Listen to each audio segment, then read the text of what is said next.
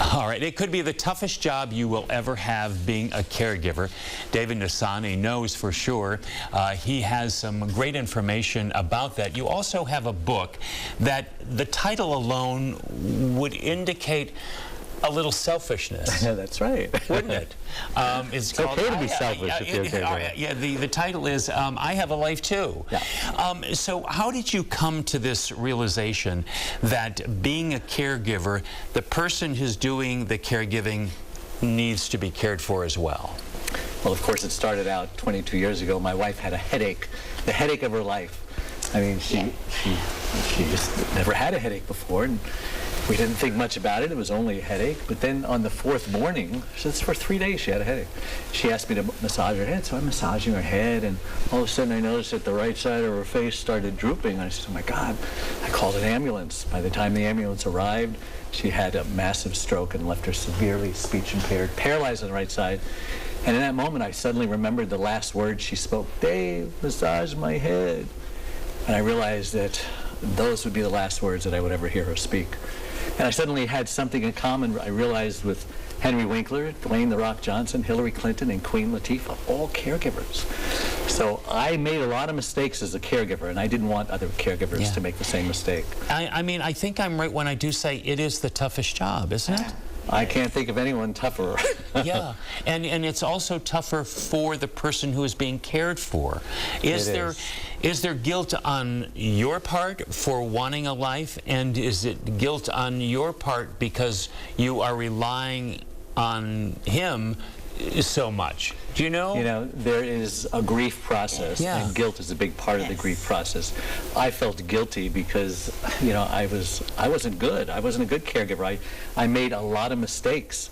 And she was guilty because I guess she was feeling that my life, you know, and now had to take care of her. So it was hard on both of us. We were both grieving. Because there are so many people in this situation. What are some good, solid tips that people can latch onto so that both sides are living their own life? Well, I came up with a care formula. So, C, communicate with your friends. You know, don't isolate yourself. A, ask for help and be specific. R, rest. Caregivers need 8 hours rest every single night. The average caregiver only gets 2 or 3. Really? I can't survive on 2 or 3. Can you? No. And E, eat healthy, nutritious food. Don't eat junk food. Yeah. Junk food's got chemicals, sugar, processed ingredients. All that stuff will kill you. Is there a point as the caregiver where you kind of go into a depression? Oh, absolutely. That was my grief process. It took a couple of years of hell on earth for both of us before we started realizing that, you know, let's embrace the new normal. Let's move on. She came to a point where she realized, you know, I'm still here. God must not be done with me yet. So she reinvented herself. Yeah. She became, you know, this amazing person. Plate, for one thing. Yeah, and she just decided, you know, I'm going to live. She's like, she makes us all look like whiners and complainers because she's a cross between Martha Stewart and Wonder Woman. She was before, and she decided, I'm going to do everything that I did before, and that was a lot. She was a hairdresser, interior decorator. She's a gourmet cook. She used to do dinner parties, wedding coordinator. Charlene is one. She is a Wonder Woman. Yes, and now she does the same thing, but she does it with one arm and one leg tied behind her back and duct tape over her mouth.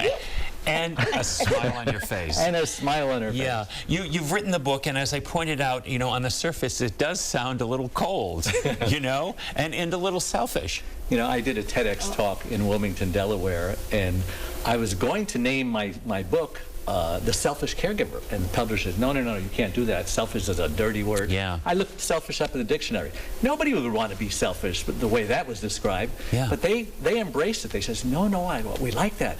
You know, TEDx is all about an idea worth spreading. So my title over there was, Caregivers Need to Become Selfish in Order to Survive. Selfish is not a dirty word if you're a caregiver. If you're not selfish, I tell you, 30% actually die before their loved ones do, and you're probably going to be one of those 30%. That's an excellent point. And you point out of the times that you say yes, and the hardest things are the times when you say no. Yes. Really hard to say no. I'm sure it is, but you have to have the wherewithal within yourself to do that. It's kind of like tough love, you know. You just need to have boundaries. If you're always getting offended, people are always crossing that line, it's your fault because you never told them where that line was and the consequences for crossing that line. You know, it's interesting. You mentioned about rest, and you know how, I mean, I know for myself, you know, when you're overtired, you're not the person you want to be, you know, and that is really very important. Yes. But sometimes the hardest thing to do is probably to shut your eyes and turn everything off. You just have to remember, you know, I brought an oxygen mask. Put your mask on first before you help your loved one with their mask. And I'm saying that's the greatest metaphor for all of life. If you don't take care of you, I can't take care of her. You're right, yeah. And how's the message been received? You've been doing this for a number of years. I've been doing it for a long time. I've been appearing on television. This is the 25th show I've been on, from Hawaii to Washington, D.C.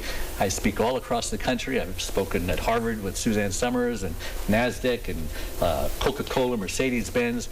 And wherever I go, it's received well. Now, for caregivers, on the other hand, about a third of them just can't get through their head that their life is more important than theirs, than their loved one.